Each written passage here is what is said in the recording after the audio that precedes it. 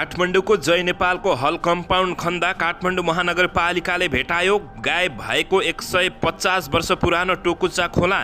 नेकपा एमालेको रणनीति अन्य दलका नेता भित्राउने, विपक्षी गठबन्धन बनाएर सत्तामा पुग्ने।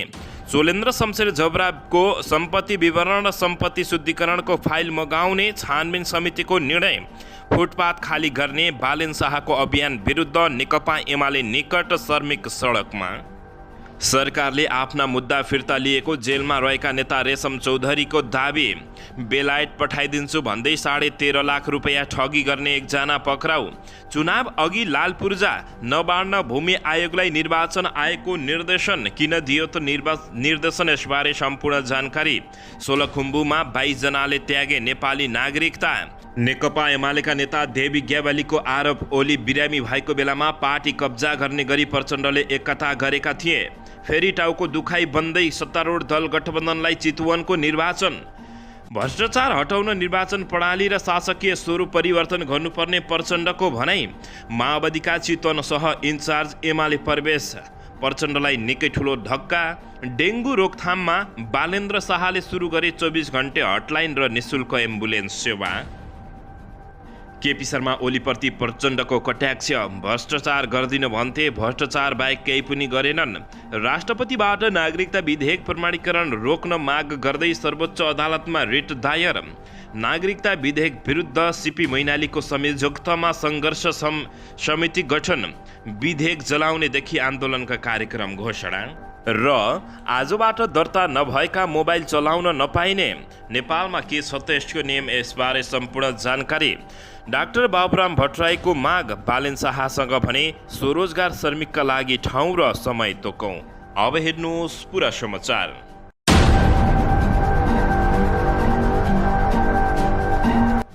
दर्शक महानुभावहरू नमस्कार। नेपाली न्युज टिभीको न्युज बुलेटिन खबरमा यहाँहरूलाई हार्दिक स्वागत छ। सदाझैँ आज पनि तपाईँहरू माझ देश तथा विदेशका महत्त्वपूर्ण समाचार अपडेटका साथ उपस्थित भइसकेका छौँ।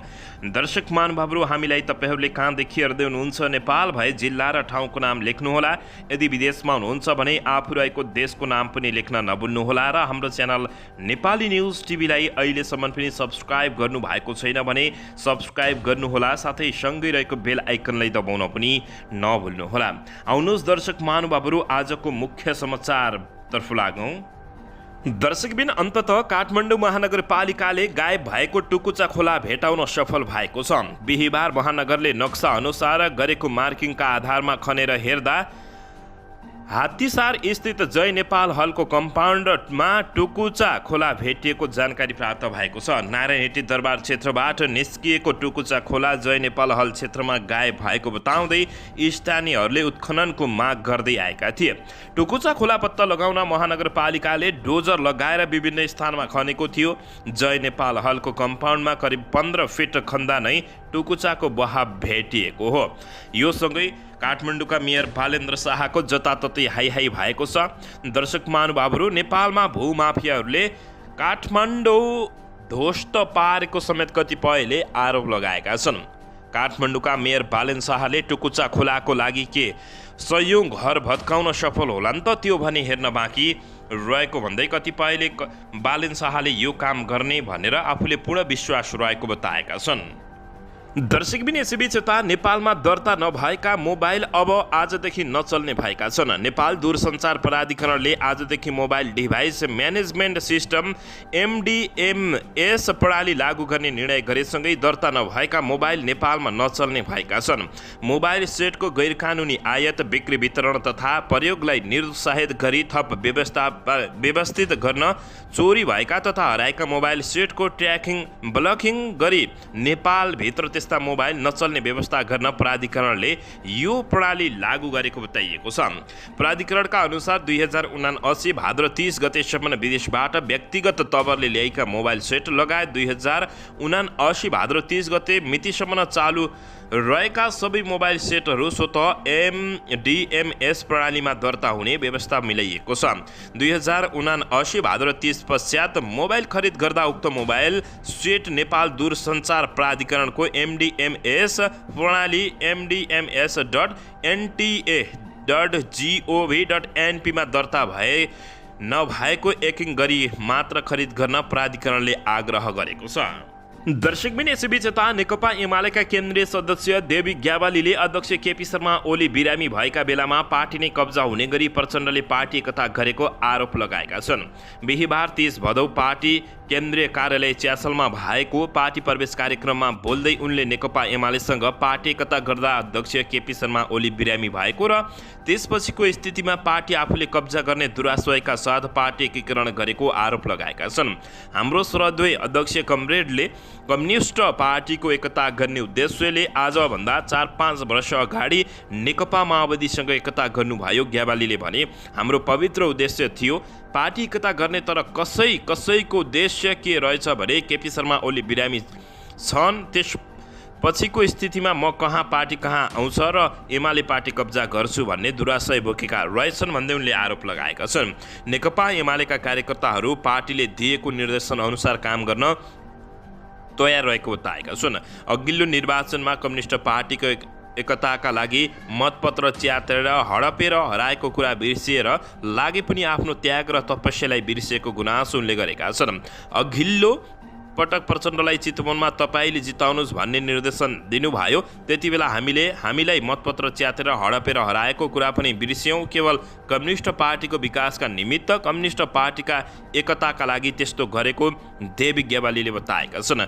अन्ततः उनले आरोप लगाउँदै केपी शर्मा ओली बिरामी भएको बेलामा पार्टी नै कब्जा गर्ने गरी प्रचण्डले एकता गरेको बताएका छन्। दर्शकबिन यसैबीच यता 12 वर्षमा सोलुखुम्बुका 22 जनाले नेपाली नागरिकता त्याग गरेका छन्। जिल्ला प्रशासन कार्यालय सोलुखुम्बुको तथ्याङ्क अनुसार 2066 सालदेखि हालसम्म 11 महिला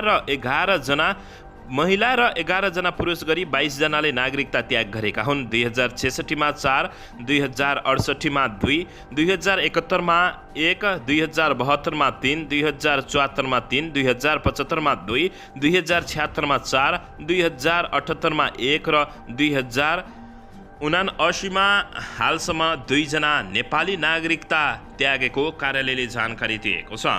दर्शकबिन यसैबीच यता फुटपाथ खाली गर्ने बालेन शाहको अभियान विरुद्ध नेकपा एमाले निकट श्रमिक सडकमा उत्रिएका छन्। बालेन शाहको कार्यालय घेराउ गरेका छन्। नेकपा एमाले निकटको मजदुर संगठन फुटपाथ खाली गर्ने काठमाडौँ महानगरपालिकाको अभियानको विरोधमा उत्रिएको छ। नेकपा एमालेको मजदुर संगठन नेपाल ट्रेड युनियन महासंघ जिफन्डको घटक संगठन नेपाल स्वरोजगार व्यापार श्रमिक सङ्घले बिहिबार काठमाडौँ महानगरपालिका कार्यालय बाहिर प्रदर्शन गरेका छन्। व्यापार गर्न खाली ठाउँ तोकिदिनु पर्ने र त्यो नभएसम्म बिहान बेलुकाको फुटपाथमै व्यापार गर्न दिनुपर्ने माग गर्दै सङ्घले ज्ञापन पत्र बुझाएको छ।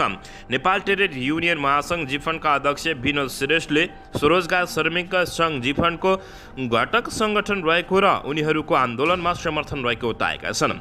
उनले मेयर बालेन शाहको फुटपाथ व्यापार हटाउने अभियानलाई सही भन्न नसकिने बताउँदै हेर्दा मेयरको अभियान विरुद्ध देखिन्छ, उहाँको काम टोल्लरी रङ छ पनि भन्दैनौ, सही छ पनि होइन, श्रेष्ठले जानकारी दिएका छन्।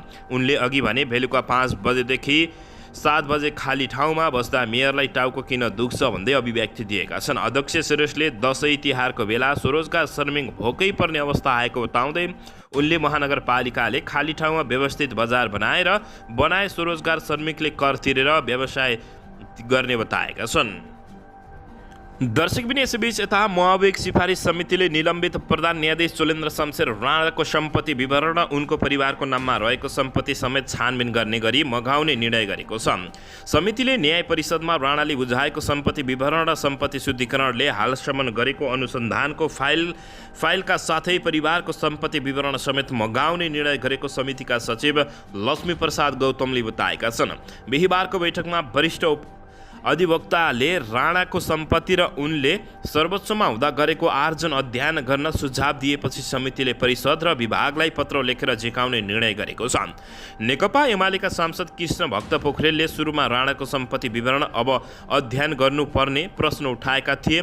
उनको प्रस्तावपछि समिति सभापति रामबहादुर विष्टले सचिवलाई यी विवरणहरू मगाउन पत्र लेख्नु भनी निर्देशन दिएका थिए। समितिको निर्देशन अनुसार पत्र तयार भएर भोलि बिहानै पठाएर विवरण झिकाउने सचिव गौतमले बताएका छन्। प्रधान न्यायाधीश चोलेन्द्र शमशेरले निकै ठुलो भ्रष्टाचार गरेको भन्दै निकै आरोप समेत लागिरहेको छ। दर्शकबिन यसैबीच यता सरकारले आफ्नो मुद्दा फिर्ता लिएको जेलमा रहेका नेता रेशम चौधरीले दावी गरेका छन्। रेशम चौधरीले सरकारले आफ्नो मुद्दा फिर्ता लिएको बताएका हुन्। चौधरीको रिहाइको लागि तत्कालीन जसपाले पनि माग गर्दै आएको थियो। यसअघि सरकारले नेत्र विक्रमचन्द्र विप्लवको पार्टी नेकपाले आफूसँग सरकारले गरेको 3 बुँदे सहमति कार्यान्वयन भएको जनाएको थियो। उनले नेकपाले हिजो बिहिबार एक विज्ञप्ति जारी गर्दै प्रधानमन्त्री शेरबहादुर देउबा, गृहमन्त्री बालकृष्ण खाँड, कानुन मन्त्री गोविन्द शर्मा र महाधिवक्ता खम्बहादुर खाती लगायत वार्ता प्रक्रियामा सहभागी सबैलाई धन्यवाद ज्ञापन गर्दै सरकारको निर्णयको स्वागत गरेको थियो। यता जेलमा रहेका रेशम चौधरीले पनि सरकारले आफ्नो मुद्दा फिर्ता लिएको स्पष्ट पारेका छन्। आगामी निर्वाचनमा चौधरीले बर्दिया 2बाट उम्मेदवारी दिने तयारी गरेको पनि चर्चा चलिरहेको छ। नागरिक उन्मुक्ति पार्टीले चौधरीलाई सर्वसम्मत रूपमा उम्मेदवार सिफारिस गरेको जानकारी प्राप्त भएको छ। संविधान बन्नु अघि नागरिकता र एक मधेस एक प्रदेश लगायत माग राख्दै भएको आन्दोलनमा हिंसा भड्किएपछि कैलालीको टिकापुरमा 7 सुरक्षाकर्मी र एक नाबालक मारिएका थिए। त्यही घटनामा चौधरी लगायत जसपाका केही कार्यकर्ता जेलमा रहेका छन्। 2074 को निर्वाचनमा जेलबाटै चुनाव लडेका चौधरी भारी मतले विजयी भएका थिए। तत्कालीन सभामुख कृष्णबहादुर महराले थुनामा रहेकै अवस्थामा सांसदको शपथ चौधरीलाई खुवाएका थिए। पछि अदालतले उनलाई दोषी ठहर गरेको थियो र अहिले उनी सांसद पदबाट निलम्बित भएका छन्। दर्शकबिन यसैबीच यता बेलायत पठाइदिन्छु भन्दै झन्डै 13.5 लाख रुपैयाँ ठगी गर्ने एकजनालाई नेपाल प्रहरीले पक्राउ गरेको छ। प्रहरीको काठमाडौँ उपत्यका अपराध अनुसन्धान कार्यालय मिन भवनबाट खटिएको टोलीले बेलायत पठाइदिन्छु भनी ठगी गर्ने सोलखुम्बु दुधकोशी गाउँपालिका 2 घर भई काठमाडौँ कागेश्वरी मनहरा नगरपालिका काँडाघारी बस्ने 43 वर्षीय बालकृष्ण कार्कीलाई बिहिबार पक्राउ गरेको बुझिएको छ। पक्राउ कार्कीले केही व्यक्तिलाई वर्किङ भिसामा बेलायत लगायतका देशमा रोजगारीका लागि पठाइदिन्छु भन्दै पीडितबाट नगद 13,46,000 रुपैयाँ लिएर सम्पर्कविहीन भएका थिए। प्रहरीले खोजी गर्ने क्रममा बिहिबार उनी काठमाडौँ महानगरपालिका 4 धुम्बराईबाट पक्राउ परेको जानकारी प्राप्त भएको छ। दर्शकबिन यसैबीच यता निर्वाचन आयोगले लालपूर्जा वितरणको काम तत्काल रोक्न राष्ट्रिय भूमि आयोगलाई निर्देशन दिएको छ। प्रतिनिधि सभा र प्रदेश सभा चुनावमा स्वच्छता र निष्पक्षताका लागि भन्दै निर्वाचन आयोगले भूमि आयोग र मातहतका निकायबाट हुने लालपूर्जा वितरणको काम चुनाव नसकिएसम्म बन्द गर्न निर्देशन दिएको छ। आयोगका सहसचिव एवं प्रवक्ता शालिग्राम शर्मा पौडेलले निकालेको विज्ञप्तिमा जग्गा वितरण सम्बन्धी निवेदन लिने, जग्गा नापजाँच गर्ने र जग्गाको निस्ता तथा लालपूर्जा वितरण गर्ने लगायतका सम्पूर्ण कार्यहरू तत्काल स्थगित गरी यथार्थ जानकारी 2 दिनभित्र निर्वाचन आयोगलाई दिन राष्ट्रिय भूमि आयोग काठमाडौँलाई निर्देशन दिएको छ। यस्तै आयोगले नेपाल सरकार, प्रदेश सरकार तथा पालिकालाई वैदेशिक भ्रमण नगराउन पनि निर्देशन दिएको छ। सम्बन्धित आयोजक तथा प्रोजेक्टबाट सम्पूर्ण खर्चहरू बेहोर्ने गरी स्वीकृत गरिने, वैदेशिक भ्रमण बाहेक नेपाल सरकारलाई प्राप्त हुने अनुदान तथा सहयोग रकमबाट र नेपाल सरकार, प्रदेश सरकार वा स्थानीय तहको कोषबाट कुनै पनि रकम खर्च हुने गरी गरिने वैदेशिक भ्रमण नगराउन नेपाल सरकार 7वटै प्रदेश सरकार र 753 वटै पालिकालाई निर्देशन दिएको निर्वाचन आयोगले जानकारी दिएको छ। दर्शकबिन यसैबीच यता काठमाडौँ महानगरपालिकाले समुदायमा फैलिएको डेङ्गु रोग नियन्त्रण गर्न र सचेतना फैलाउन पहल सुरु गरेको छ। समुदायमा फैलिएको डेङ्गु रोग नियन्त्रणका लागि महानगरले स्वास्थ्य परामर्श सहितको 24 घण्टे हटलाइन सेवा र निःशुल्क एम्बुलेन्स सेवा सुरु गरेको महानगरका मेयर बालेन शाहले जानकारी दिएका छन्। मेयर शाहले फेसबुक मार्फत भनेका छन्, डेङ्गु जसरी समुदायमा फैलिएको छ त्यसको रोकथाम र नियन्त्रणका लागि अत्याधिक सचेतना र क्रियाशीलताको आवश्यकता भएको कुरा हामी सबैले अनुभव गरेको कुरा हो। यसका लागि महानगर पहिलेदेखि नै महानगर स्तरमा सक्रिय रहेको जानकारी गराउँदैछौँ। भइरहेका कार्यक्रमहरूलाई थप विस्तारित गर्दै नयाँ कार्यक्रमहरू पनि ल्याएर स्रोत तथा जनशक्तिको अधिकतम प्रयोग गरिरहेका छौँ उनले बताएका छन्। सेवाको जानकारी गराउँदै उनले भनेका छन्, डेङ्गु सङ्क्रमितका लागि आजबाट 24 घण्टे हटलाइन सुरु गरेका छौँ। सङ्क्रमित भए वा नभएको शङ्का लागेमा तपाईँहरूले 1180 मा कल गरेर स्वास्थ्यकर्मीहरूबाट नै परामर्श गराउन सक्नुहुनेछ उनले बताउँदै, त्यस्तै आवश्यक भएमा 102 नम्बरमा कल गरेर महानगरको निःशुल्क एम्बुलेन्स